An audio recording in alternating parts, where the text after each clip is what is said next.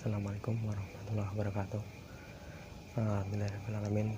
Kita bisa berjumpa lagi dalam mata pelajaran pendidikan agama Islam dan budi pekerti. Setelah kemarin kita belajar mengenai Nabi Muhammad SAW, kita selanjutnya akan belajar tentang penerus beliau, yaitu para khulafaur rasyidin. Sebelum kita mulai kegiatan belajar hari ini, kita doa dulu. Berdoa, dipersilakan. Selesai. Selanjutnya mari kita lihat tujuan mengapa kita harus belajar mengenai khulafaur rasyidin. Yang pertama yaitu agar kita bisa mengetahui sifat terpuji dari khulafaur rasyidin. Yang kedua, dapat menunjukkan contoh perilaku terpuji khulafaur rasyidin. Kemudian menemukan pesan moral dari sifat terpuji para khulafaur rasyidin. Yang terakhir, dan harapan terakhir itu dapat mempraktekkan perilaku terpuji dari para anggota khulafaur rasyidin. Kita langsung saja masuk ke materi. Sebelum kita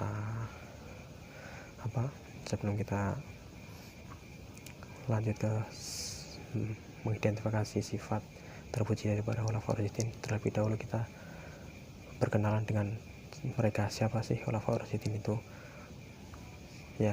Khulafaur rasyidin sendiri artinya adalah pemimpin yang diberikan petunjuk oleh Allah Subhanahu wa taala, yaitu para 4 sahabat. Yang pertama Abu Bakar As-Siddiq, Umar bin Khattab, Utsman bin Affan, dan Ali bin Abi Thalib. Kemudian kita masuk satu persatu dari para beliau. Yang pertama Abu Bakar As-Siddiq. Kita berkenalan dengan Abu Bakar As-Siddiq terlebih dahulu. Jadi Abu Bakar As-Siddiq itu adalah seorang mertua dari Nabi Muhammad SAW. Nama asli beliau adalah Abdullah ibnu Abu Quhafah. Dia mendapat gelar As-Siddiq setelah dia dalam perjalanan Isra Mi'raj Nabi SAW. Dia orang pertama kali yang mengiyakan atau mempercayai hal tersebut. Kemudian kita lanjut. Ini sifat dari Abu Bakar As-Siddiq. Abu Bakar As-Siddiq terkenal sebagai orang yang bijaksana dan cerdas. Bijaksana beliau terbukti saat dia membenarkan tentang Isra Mi'raj dan memiliki kecerdasan.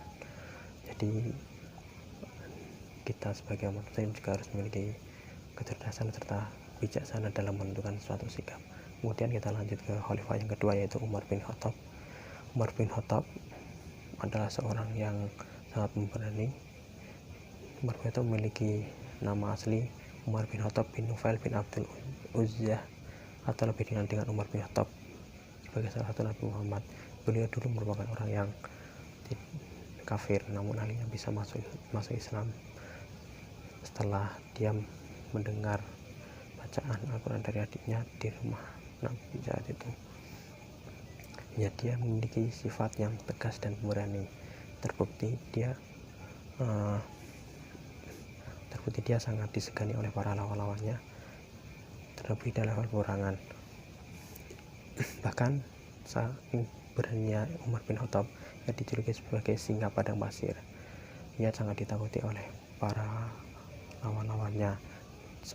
Dan selain itu, dia juga keras terhadap orang yang mengingkari ajaran Islam atau orang-orang kafir, tapi dia lembut terhadap orang-orang yang baik. Jadi sangat diperlukan bagi umat muslim untuk memiliki sifat yang tegas, pemberani, namun juga harus memiliki sifat lembut. Kemudian kita masuk ke khalifah yang ketiga, yaitu Utsman bin Affan. Utsman bin Affan ini merupakan khalifah ketiga pengganti Umar bin Khattab. Beliau adalah menantu Nabi, karena dia menikah dengan 2 putri Nabi, yaitu Ruqayyah dan Ummu Kulsum, sehingga dia dijuluki Dzunurain. Utsman bin Affan ini memiliki sifat cerdas dan sabar. memiliki sifat baik hati dan dermawan. Saking baik hatinya, dia pernah menyumbang 2000 dirham yang setara dengan 2,5 kg emas pada waktu itu untuk membuat sumur yang diperlukan oleh kepentingan rakyat umum. Utsman juga memberi bantuan untuk memperluas masjid Madinah dan membeli tanah di sekitarnya. Ia menambahkan 1000 ekor unta dan 70 ekor kuda ditambah 1000 dirham sumbangan pribadi untuk perang Tabuk yang nilainya sama dengan sepertiga biaya ekspedisi tersebut. Itulah bentuk dari kedermawanan Utsman bin Affan. Memang dia terkenal sebagai orang kaya. Selain kaya, dia juga baik hati dan juga dermawan. Itu yang harus diperlukan oleh kita saat ini. Kita masuk ke yang keempat, yaitu Ali bin Abi Thalib, juga menantu Nabi. Ali bin Abi Thalib ini terkenal sebagai Haidar atau singa. Dia adalah salah satu orang yang memeluk Islam pada awal atau Ashabul Awalun. Selain itu dia juga sepupu Nabi dan tadi menjadi menantunya setelah menikah dengan Fatimah.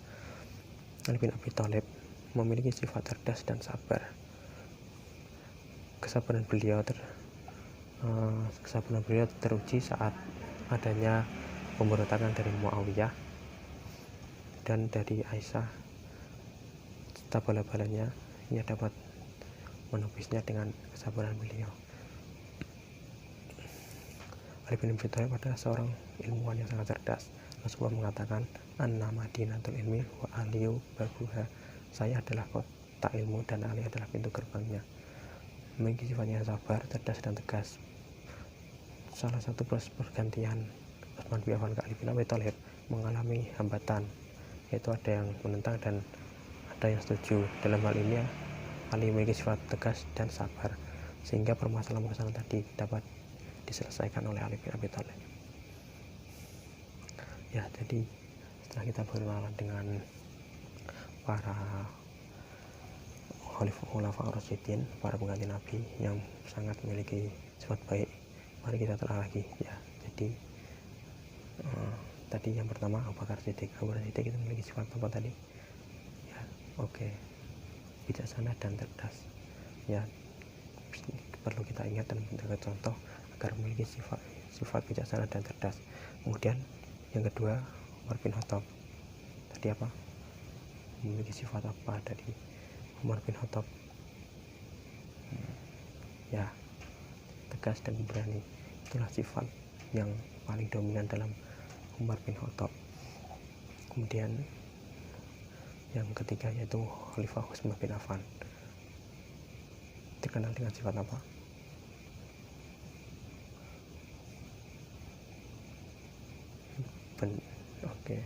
Baik hati dan dermawan.